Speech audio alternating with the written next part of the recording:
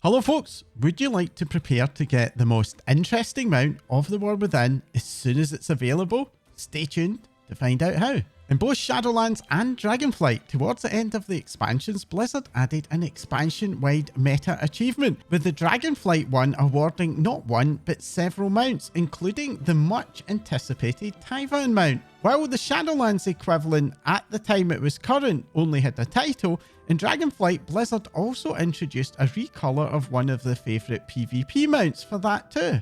Blizzard have a tendency to follow the same formulas for their expansions when it comes to many achievements, and I'm currently betting that we're going to see a similar meta achievement for the War Within, which will likely award another unusual or interesting mount. While these achievements require a ton of stuff to complete, I personally find that if you're already playing a lot of the expansion, by the time they're introduced, enough of it is done to make it feel worthwhile pushing for completion. Unfortunately, unless you're an achievement completist, there's always a lot of stuff that doesn't get done, and the missing elements can often be the most annoying or awkward to complete, such as quests that are very rarely up, or in Dragonflight, for example, the Elemental Storm rotation, which was a right pain to try to do near the end of the expansion. For the War Within, I've decided to put a little bit more effort into trying to complete some of the achievements that I think are likely to be in the meta early on, in the hope of getting ahead of this, and I thought I would share with you my personal speculation about what's likely to be required to see if it might help you out as well. Do keep in mind that this is purely speculation. It's very likely that I'm going to miss some achievements and also include some stuff that doesn't actually make the meta, and of course there's no guarantee that there even will be a meta. And if you spot anything that you think I've missed, do let me know in the comments. I'm super interested to see everyone's thoughts on what else could be included. Also keep in mind that this just covers the start of the new expansion. Upcoming patches will likely add more stuff to the meta. If this video gets enough interest, I will likely do some follow-up videos a few weeks into each of the major patches of the expansion to update you on what I think we will need, along with a final guide if or when the meta achievement gets added. Let me know in the comments if that's something that you would like me to do. Anyways, let's get started with the really obvious. Blizzard have always included the expansion Lore Master in these achievements, and thankfully that's one of the easiest to do. Just complete the whole campaign and all of the zone's side storylines, making sure that you complete every zone's Sojourner achievement as you go. The questing in the War Within is excellent, and you really have to be a quest hater not to find this bit fun. If you'd like a bit of help with this, then I can recommend a couple of add-ons.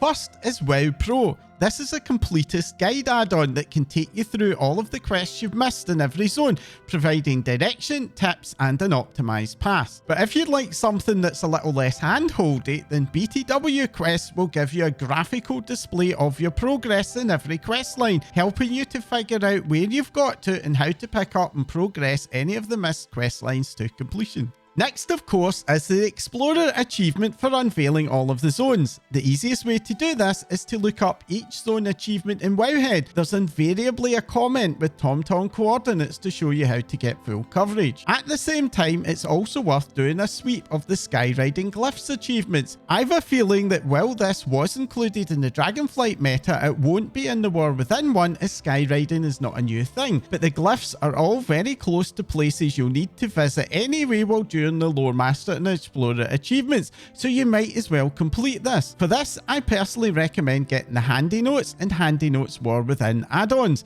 These will place markers where all the glyphs are on your map. Next up is the Adventurer achievements. These require you to defeat 10 rares in each zone. For this, I recommend getting yourself the Rare Scanner add-on, which will alert you whenever a rare is nearby. I don't recommend though using Rare Scanner in its default setting, which will end up alerting and everything, as you'll very quickly learn to ignore the alerts as it will be far too noisy. Fortunately, it does have extensive filtering options to allow you to control what it alerts on. For the War Within, simply run through each zone and set filters to filter out every rare that you've already killed or those rares that are not part of the achievement, and then you'll be ready to go. The good news is that most rare spawn rates are pretty frequent, so if you visit the zones a lot, just jumping on any undefeated rare that shows up and you'll find that you'll very soon complete these achievements. Staying on the same theme, and then there's the treasures achievements. There are a bunch of one-time treasures dotted around each zone. The good news is that most of these are simple puzzles and are up all the time, although there are a few that do have moderately long shared despawns. But because these are one-off treasures, this far into the expansion there really aren't many people doing them, so in my experience even those rarer treasures tend to be just sitting there waiting for you when you go and get them. Both Handy Notes and Rare Scanner can help with these, but I personally found it easier to look up the achievements in Wowhead. Each has a handy comment with descriptions on how to find and complete each of the treasures. And of course, we can expect to be asked to get full renown with at least the major new factions, but I personally also have a feeling that the Ajz-Kahet Conspirators renown will be part of it too, so don't forget to keep an eye on all of the renown and do all of the renown sources at least until you max them out.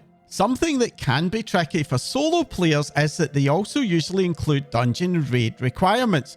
Fortunately, the raids can usually be done in LFR, but in the past the dungeons have required you to do them in Mythic, which can be a lot more challenging if you don't like grouping up. That said, this time around we do have follower dungeons right from day one of the expansion, and I'm personally hoping that Blizzard devs will decide to drop the requirement down to normal and allow follower dungeons for the meta. That said, I would not rely on this 100%, so if you do get a chance to do some of the dungeons in Mythic, say with a guild group, I would certainly go and jump and get that done early. Well, that's all the stuff that I personally think is guaranteed to be in the meta, but what else could they include? With Delves being the main back of the box feature, I think that something Delve related will be a likely candidate. The question is what? I personally think that the best pointer is the Glory of the Delver achievement. This requires you to complete each Delve storyline. There are 12 Delves and they have 3 to 4 stories each, so that's going to be a lot of delving. And you also need to make sure to do each Delve in level 8 as that's part of the requirement. At the same time, you're going to need to collect the one-time treasures in all of the Delves and do a few other related achievements that are related to some of the special Delve mechanics. Nemesis is the achievement to kill Zekvir within the current season. That obviously won't make sense for the meta. It remains to be seen how this is going to work in future seasons. My personal guess though is that it will be changed to ask us for a Zekvir kill in any of the seasons. The other back of the box feature is warbands, and there's really not much here that could be included content wise. My personal guess is that we'll at least have to have opened the warband bank, which does require you to have at least 2 characters on your account. The other obvious main candidates come from the major open world events, so let's just go and do a quick tour of these. For Theatre Troupe, my best guess is that We're Here All Night achievement, which requires you to do every play at least once, and a Star of Dawn, which requires unlocking all of the various perks. These perks are unlocked via the Council of Dornagal Renown track and doing quests at the theatre area as they start to appear. For Awakening Machine, the only achievement I know of is it's not much but it's honest work, which is to defeat the Awakened Phalanx that's the final boss in the event. Also in the Ringing Deeps are the NPCs for the Snuffling feature where you have to collect wax. The related achievement for this is Super Size Snuffling, which asks you to collect 100 globs of wax. Both of these I think are fairly quick and easy to get done. Moving on to Hallowfall, and we have the Spreading the Light event. My prime candidate for this one is Beacon of Hope, which requires you to do all of the repeatable quests. To get these quests to spawn, you have to contribute 3 Radiant Echoes to one of the lesser keyflames. Each lesser keyflame has a few of the different quests, and they seem to rotate weekly. There is a comment in the Wowhead page for the achievement that explains what quests come from where, so it's pretty easy to do this over the course of a few weeks. Sharing the Light requires you to do all of the bonus events that are triggered by the greater keyflames. In my experience, the bonus events are usually active enough that you can just find them waiting on your map for you. But if you're missing any of them, just go and fill the related achievements major keyflame with Radiant Remnants to get it to spawn. And finally, there's Igniting the Keyflames, which requires you to supply 100 remnants to any type of keyflame.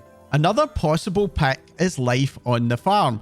Helhelm Farm is the farm that's in the Spreading the Light area. There's a few intro quests and some more that unlock at Renown 12, and then there's a bunch of stuff that you get from quest items dotted around the area, including the Mycomancer Delve. This is a little bit involved to do, so I will put a link to the Wowhead comment that gives all the details of how to find everything. Also in Hallowfall is the Mereldar Fishing Derby. For this, we have Derby Dash, which requires you to catch a bunch of unique fish while on the Derby event. This event happens every Saturday, and you start it by picking up a quest, Hallowfall Fishing Derby in Hallowfall, which will give you a 1 hour buff, and it's during that 1 hour buff that you need to catch the fish. The good news is that the progress does carry over from week to week, so you don't have to catch all the fish in a single 1 hour period. Again, I advise checking out the Wowhead comments for the fish, because while some are very common and easy, there are a few that are quite hard to find or which do have odd requirements that I'm not going to cover here because this video isn't really an in-depth guide.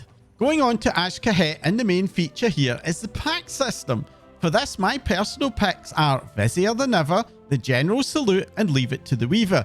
These achievements require you to do quests which basically pop when you hit level 7 renown. That's a better with the various conspirators. At least for the Vizier, I found that the quests aren't super obvious. Those ones are down in the City of Thread. So once you hit that level with any of the conspirators, I recommend that you scout around the zone to try and pick up the quests. The Wild Soul memories move from zone to zone, and there's a couple of achievements for this event. Fragments of Memories requires you to collect an echoing fragment from each zone.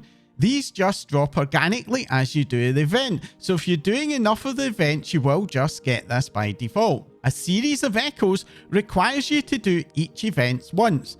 There are 2 events in each of the 4 zones, and the zones rotate daily, so this does take a few days to complete. Now it's time to get really speculative. In the past, the developers have tended to include some other odd requirements, usually things that are new for a given expansion. For example, in Dragonflight, we had the achievements for doing the Dragonspell Expedition climbing and photography quest. Thinking about the current repeatable quests, I have spotted a few new world quests that I think are potential candidates. Light's Gambit Champion requires you to do the little board game that's the objective of the world quest of the same name. You can actually do this at any time just by going to the location, but I personally suggest doing this when the world quest is up, just so you can knock off 2 things at the same time. Lost and Found requires you to collect a bunch of mementos. These come from quests that are offered by Mera Ashlid. There's 3 quests that you get at the rate of 1 quest per week, each of which yield 3 items that you can turn in to get credit for the achievement. Again, I am going to link to the Wowhead comment for this because it's a little bit involved figuring out where to go. Children's Entertainer requires you to do all the little mini orphan games that are the objective of the world quest called Mereldar's Light. Basically, when this quest is up, you just check the achievement and then target doing some of the uncompleted activities. The hardest one is Floor is Undersea, especially the challenge version. This quest isn't up very often and you cannot complete the achievement in one go, so it's definitely something you do want to prioritize whenever you see the world quest is up. And that's it, my current list of all of the achievements that I suspect are most likely to end up in the expansion-wide meta achievement. Hopefully you found this bit of speculation interesting and it helps you to make the meta achievement a bit less painful once it arrives. And if it doesn't arrive, well, you know, at least we've had some fun content to do. If you'd like to support my channel, by far the best way to do that is to subscribe. This will also ensure that you can see whenever a new video goes live from me. There's loads more news, guide, reviews and opinions to come. And if you found this video useful or interesting, then do let me know by hitting the like icon down below. All of your interactions help to encourage YouTube to make my videos more visible to a wider audience, and that helps my channel to grow. And all of your support means the world to me. That's all for now. Thanks for watching.